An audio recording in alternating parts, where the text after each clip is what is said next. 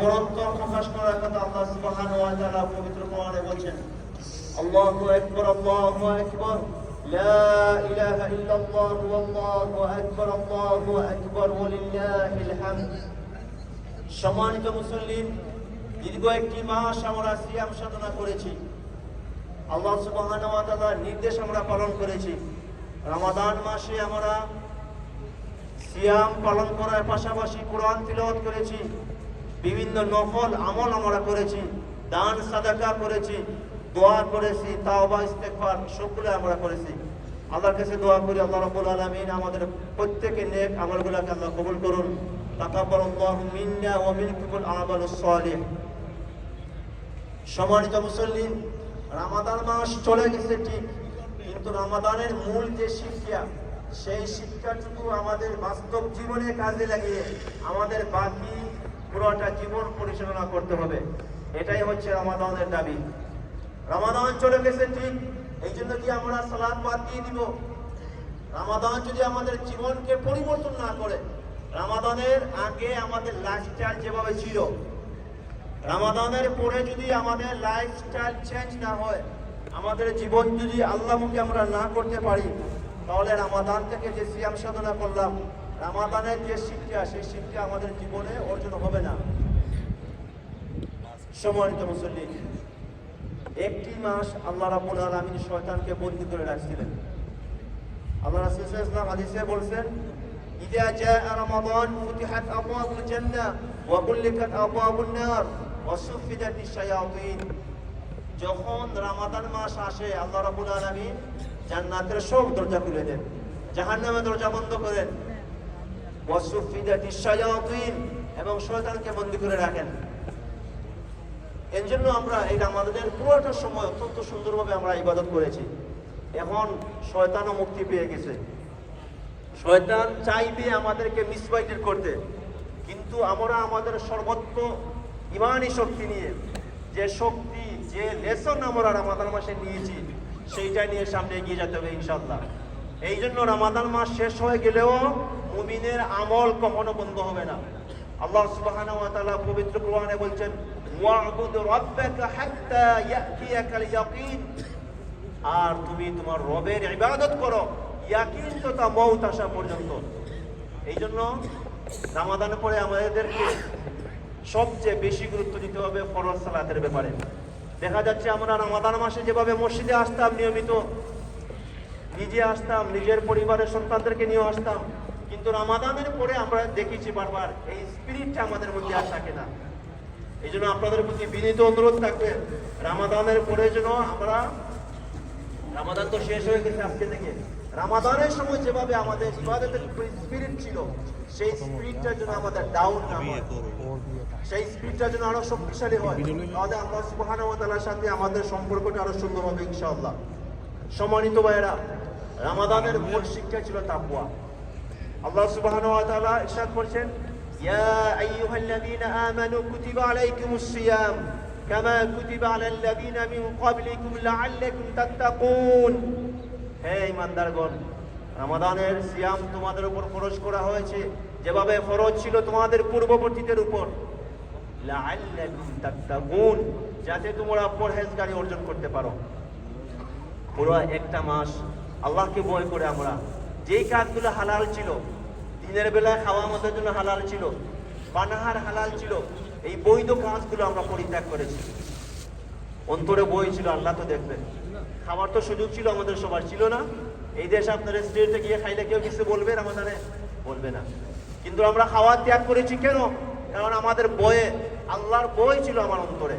এখন যদি সে আল্লাহর বই আবার চলে যায়, আবার যদি আমরা নাফরমানিতে লিপ্ত হই, তাহলে কিন্তু রমাদান মাসের মূল যে শিক্ষা তাকওয়া অর্জন, সেটা থেকে আমরা বঞ্চিত হয়ে যাব।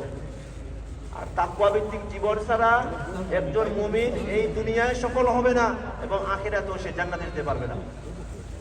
যদি তাকওয়া আপনার অন্তরে থাকে, তাহলে আল্লাহ ঘোষণা দিচ্ছেন, ওয়া মান ইয়াত্তাকিল্লাহা ইয়াজআল লাহু মাখরাজা। যে আল্লাহকে ভয় করে, আল্লাহকে যে ব্যক্তি ভয় করে, আল্লাহ রাব্বুল আলামিন তাকে উত্তরণের একটা পথ বের করে দিবেন। ওয়া ইয়ারযুকহু মিন হাইসু লা ইয়াহতাসিব, এবং এমন জায়গা থেকে আল্লাহ রিজিকের একটা ব্যবস্থা করবেন যা সে কল্পনা করতে পারে না। এই জন্য হালালকে হারাম মানতে হবে, হারামকে হারাম মানতে হবে, সর্বাবস্থায় আল্লাহকে ভয় করতে হবে, পরে এবং বাহিরে। ফাত্তাকুল্লাহা ফিস-সিররি ওয়াল আলানিয়া, আপনি প্রকাশ্যে যেভাবে আল্লাহকে ভয় করেন ঠিক ওইভাবে গোপনে আল্লাহকে ভয় করতে হবে। এটা হচ্ছে আমাদের 1 নম্বর শিক্ষা। আমি যেখানেই থাকি না কেন মনে রাখতে হবে আল্লাহ রাব্বুল আলামিন আমাকে দেখছেন। জীবনের প্রত্যেকটা কাজের হিসাব দিতে হবে আল্লাহর কাছে। এই চিন্তা যদি আমাদের অন্তরে থাকে তাহলে ইনশাআল্লাহ আল্লাহ রাব্বুল আলামিন আমাদের এই রমাদানের সিয়ামের পুরস্কার জান্নাত, যেটা আল্লাহ ঘোষণা দিয়েছেন, যারা রোজা পালন করবে, রোজাদার যারা, তাদের জন্য জান্নাতে একটা গেট রয়েছে, সেই গেটটার নাম হচ্ছে রায়্যান। ইন্না ফিল জান্নাতি বাবান ইউকালু লাহু রায়্যান, এবং এই রায়্যান গেট দিয়ে তারাই প্রবেশ করবে যারা রোজাদার। এই জন্য আমাদের আজকে থেকে আমাদের শুরু হয়ে যাবে তাকওয়ার মূল ট্রেনিং সেশন শেষ। এখন তাকওয়া আমাদের বাস্তব জীবনে আমরা কতটুকু আমরা অনুসরণ করি সেটা শুরু হয়ে যাবে আজকে থেকে। আমরা অনেক সময় দেখি যে ঈদের আনন্দ বা ফুর্তি করতে গিয়ে আমরা পাপাচারে লিপ্ত হয়ে যাই। আজকে খুশির দিন, নিঃসন্দেহে কোনো সন্দেহ নাই, আমরা একজনকে আরেকজনকে শুভেচ্ছা বিনিময় করবো, সালাম বিনিময় করবো। ওইটাও মনে রাখতে হবে যাতে এমন কোনো কাজ আমরা না করি যে কাজের কারণে আল্লাহ রাব্বুল আলামিন আমাদের উপর সন্তুষ্ট হয়ে যান। সম্মানিত মুসল্লিন, এরপরে আরেকটা গুরুত্বপূর্ণ শিক্ষা হচ্ছে রমাদানের। এই রমাদান মাসকে আল্লাহ এত মর্যাদা দিয়েছেন কেন? কারণ হচ্ছে একটা, আল্লাহ সুবহানাহু ওয়া তাআলা রমাদান মাসে কোরআন অবতীর্ণ করেছেন। শাহরু রমাদানিল্লাযী উনজিলা ফীহিল কুরআন। রমাদান মাসে আমরা সবাই আমাদের সামর্থ্য অনুযায়ী কোরআন পড়ার চেষ্টা করেছি, অনেকে কোরআন খতম করেছেন। কিন্তু দুঃখজনক বিষয় হচ্ছে যখন রমাদান চলে যায় আবার আমরা ওই কোরআনটাকে আবার সুন্দর করে প্যাকেজিং করে ড্রয়ারের মধ্যে রেখে দিই। রমাদানের যে স্পিড নিয়ে আমরা কোরআন অধ্যয়ন করতাম ওইটা আমাদের মধ্যে আর থাকে না। এই স্পিডটা রাখতে হবে। কোরআনের সাথে সম্পর্ক যত বৃদ্ধি হবে, যত মজবুত হবে, আপনার পরকালীন জীবন আরো সুন্দর হবে। জান্নাতে যাওয়ার জন্য আপনি আরো এগিয়ে যাবেন। এই কোরআনটা আমাদের জন্য সুপারিশ করবে। রাসূলুল্লাহ সাল্লাল্লাহু আলাইহি ওয়াসাল্লাম বলেন, আস-সিয়াম ওয়াল কুরআন ইয়াশফাআন লিল 'abdi ইয়াওমাল কিয়ামাহ। রোজা এবং কোরআন এই দুইটাই বান্দাকে সুপারিশ করে জান্নাতে নিয়ে যাবে। কিন্তু কোরআনের সাথে কি আমাদের সম্পর্ক নষ্ট হয়ে যায়? যদি আমাদের জন্য রেখেছি, বাকি দিনগুলোতে আমরা কোরআন পড়ি না, কোরআন অধ্যয়ন করি না, আমাদের বাস্তব জীবনে কোরআন প্র্যাকটিস করি না, কোরআন বোঝার চেষ্টা করি না, তাহলে কোরআন কিন্তু আমাদেরকে কখনো সুপারিশ করবে না। এই বিষয়টা আমরা অবশ্যই খেয়াল রাখবো। সম্মানিত মুসলিম, শেষ দুটি কথা বলে আজকের ঈদের খুতবা আমরা এখানে শেষ করবো। আমরা এখানে যারা আছি, পরিবার নিয়ে যারা আছে, আমাদেরকে মনে রাখতে হবে পরিবার হচ্ছে আল্লাহ দেওয়া একটা অত্যন্ত গুরুত্বপূর্ণ নিয়ামত। যাদেরকে সন্তান দিয়েছেন আল্লাহ সুবহানাহু ওয়া তাআলা, আল্লাহর পক্ষ থেকে নিঃসন্দেহে একটা নিয়ামত।